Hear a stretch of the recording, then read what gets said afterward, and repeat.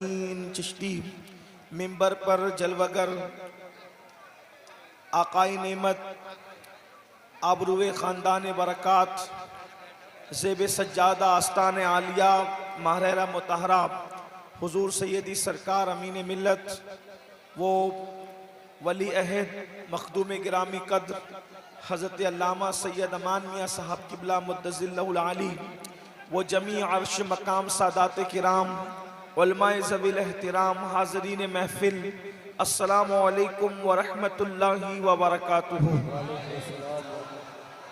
انتہائی احترام و عقیدت کے ساتھ اپنے اور ساری کائنات کے مرکز عقیدت انیس بے کساں چارہ ساز درد منداں ہم غریبوں کے غم گسار ہم فقیروں کی ثروت شہر یار ارم تاجدار حرم نوبہار شفاعت شب اسرا کے دولہ نوشے بزم جنت دانائے سبل مولائے کل ختم الرسل خسرویں خوباں سیاح لامکاں وجہ کن فکام در اللہ المکنون سر اللہ المخزون عالم ما کانا وما یکون آب و گل انبیاء جانو دل اصفیاء مطلع ہر سعادت مقتع ہر سیادت خلاصہ کائنات فخر موجودات حضور احمد مجتبی محمد مصطفیٰ ارواحنا فدا صلی اللہ علیہ وآلہ وصحبہ وبارک وسلم کی بارگاہ بے کس پناہ میں جس طریقے سے پڑھاؤں بلند آواز سے میرے ساتھ مل کر پڑھیں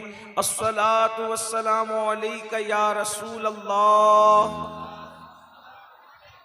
الصلاة والسلام علیکہ یا نبی اللہ الصلاة والسلام علیکہ یا حبیب اللہ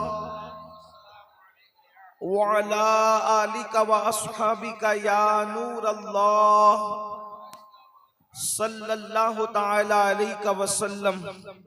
وہ کمال حسن حضور ہے کہ گمان نقص جہاں نہیں، یہی پھول خار سے دور ہے، یہی شمع ہے کہ دھواں نہیں۔ میں نثار تیرے کلام پر ملی یوں تو کس کو زبان نہیں، وہ سخن ہے جس میں سخن نہ ہو، وہ بیان ہے جس کا بیان نہیں۔ فصحا عرب کے بڑے بڑے تیرے آگے یوں ہے دبے لچے، کوئی جانے منہ میں زبان نہیں بلکہ جسم میں جان نہیں۔ کروں تیرے نام پہ جاں فدا، نہ بس ایک جاں دو جہاں فدا، دو جہاں سے بھی نہیں جی بھرا، کروں کیا کروڑوں جہاں نہیں۔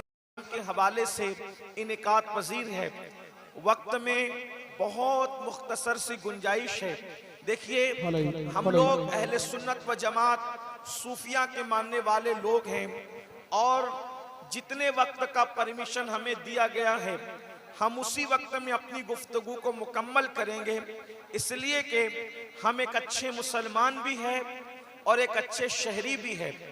اچھا مسلمان وہ ہوتا ہے جو اپنے مذہب کو فالو کرے، اور اچھا شہری وہ ہوتا ہے جو اپنے ملک کے قانون کو نہ توڑے۔ تو ہم لوگ اچھے مسلمان بھی ہیں اور اچھے شہری بھی ہیں۔ جتنے وقت میں گنجائش ہے بس دو تین باتیں میں آپ کی خدمت میں پیش کر کے اپنی گفتگو کو مکمل کروں گا۔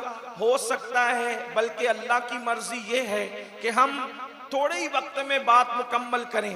ایک چیز میں آپ کے سامنے پیش کرتا ہوں، کسی بہت بڑے انگریز مفکر نے کہا تھا، جو عنوان مجھے دیا گیا تھا حضور مخدوم گرامی سیدی امان میاں صاحب نے، اس پر گفتگو تو اب نہیں ہو سکتی، لیکن ایک بات صرف میں عرض کروں کہ ایک بہت بڑے انگریز مفکر نے کہا تھا کہ اگر کسی سے محبت کرنا ہو تو اس میں تین میں سے کوئی ایک چیز ہونی چاہیے۔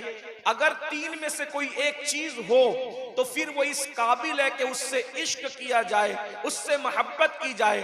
اور اس نے تین چیزیں بیان کی تھی۔ وہ کہتا ہے اگر بیوٹی ہو تو انسان محبت کے قابل ہے، کوالٹی ہو تو انسان محبت کے قابل ہے، اور ریالٹی ہو تو انسان محبت کے قابل ہے، لیکن تینوں میں سے کوئی ایک ہو تو انسان کا حق ہے کہ اس سے محبت کی جائے۔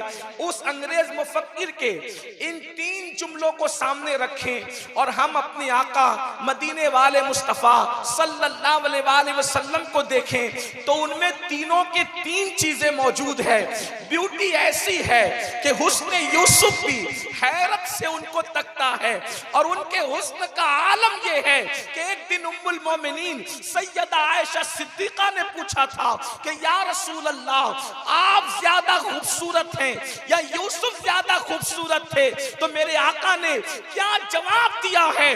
وہ سخن ہے جس میں سخن نہ ہو، وہ بیاں ہے جس کا بیاں نہیں، نہ غرور کی بو آتی ہے نہ گھمنڈ کا تصور آتا ہے، اور حقیقت بھی بیان ہوتی ہے۔